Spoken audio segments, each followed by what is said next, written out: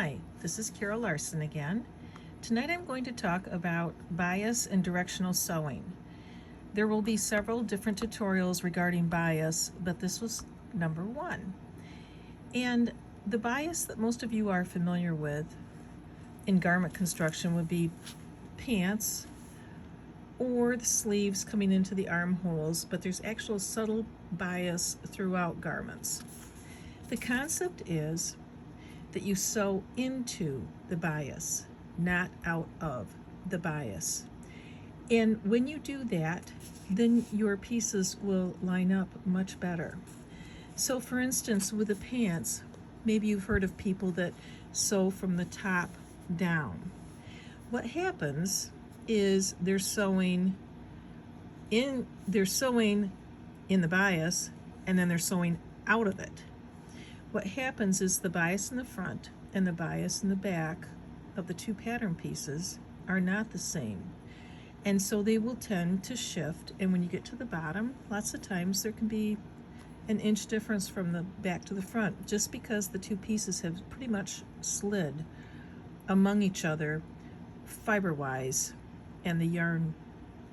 If you sew from the bottom up, you are sewing into the bias. Top down, you're sewing out of the bias. When you sew into it, you will end up with your pattern pieces matching at the top. And sometimes it's confusing, or it's not real obvious where the bias is. And so when you have a ruler, and obviously this is miniaturized, and you lay it on the grain line, then you can see the pattern piece, where the curve will be, or the crotch, or from the inside seam up to the crotch. This is all bias starting from about the knee up.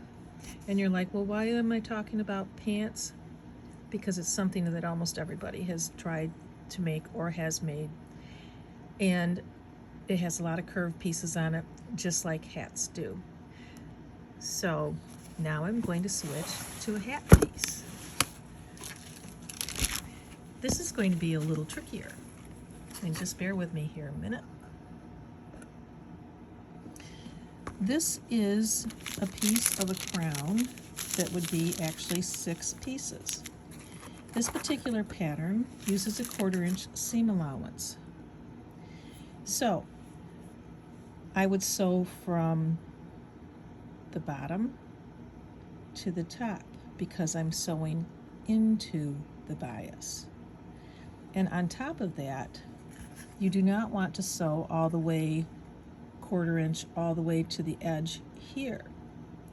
You would actually sew up to the point of a 1/4 inch and literally stop right here. And then stop right here. I'm sorry if my hand blocked it.